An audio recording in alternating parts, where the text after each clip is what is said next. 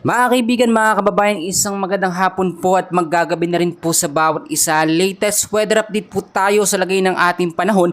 Pero kung bago lang kayo, huwag niyo po munang kakalimutan na mag-like and subscribe. Maraming salamat po. Mga kaibigan, sa kasalukuyan, pinaghahanda na po ang bawat isa ngayon. Sa banta nga po ng malawakang pag-uulan, especially po diyan sa may bandang area po ng Eastern Visayas, kasama ilang bahagi po ng Metro Manila. Meron po tayo mga kaibigan na paparating ito nga po nga severe thunderstorm ay posible pong magpaulan mga kaibigan sa ilang bahagi po ng Metro Manila. Nakakaranas na tayo ng maulap na kalangitan ngayon.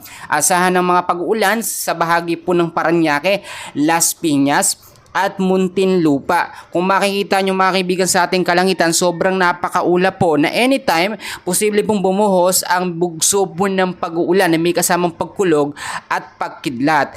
Mga kaibigan, ito po ay sinasabi natin na localized thunderstorm na madalas po nangyayari sa bandang hapon po at sa gabi. Bukod dyan mga kaibigan, pinag-iingat din po tayo dahil meron po tayong panibagong low pressure area na nabuo po sa may bandang silangan po ng Eastern Samar, at nagbabanta pong magpaulan sa ilang bahagi po ng Eastern Visayas. Magkagayon man itong update natin mga kaibigan, makinig po kayong mabuti. Panibagong low pressure area po ating namataan mga kaibigan. Ito po kung makikita nyo sa may bandang east of Borongan City, ito po may estimated pong layo na 205 kilometers. Ito pa yung luma natin, yung isa pang low pressure area na malapit na lumabas ng PAR as of now 415 kilometers west of Abukay, Bataan. Bukod po sa dalawang low pressure area na yan mga kaibigan, ay mga thunderstorm pa ang posibleng magpaulan. So meron pa rin po tayong forecast weather condition. Narito po mga lugar na posibleng maapektuhan nga po ng low pressure area. Ang area po ng Eastern Visayas kasama pong ilang bahagi ng Caraga, asahan po natin yan ng maulap na kalangitan with scattered rains and thunderstorm dahil po yan sa low pressure area.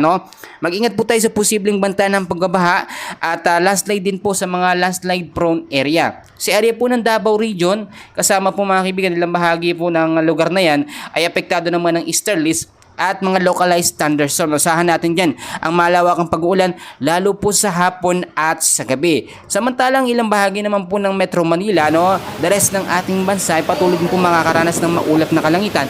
Asahan din po ang bugso ng pag-uulan dahil po yan sa localized thunderstorm. So mga kaibigan, tignan nyo sa kalangitan, sobrang madilim na at inaasahan natin ng bugso or biglang pagbugso ng pag-ulan. Maghihinda tayo mga kaibigan. Sa ngayon, wala pa naman tayong minomonitor na bagyo sa loob at labas ng Philippine Area of Responsibility.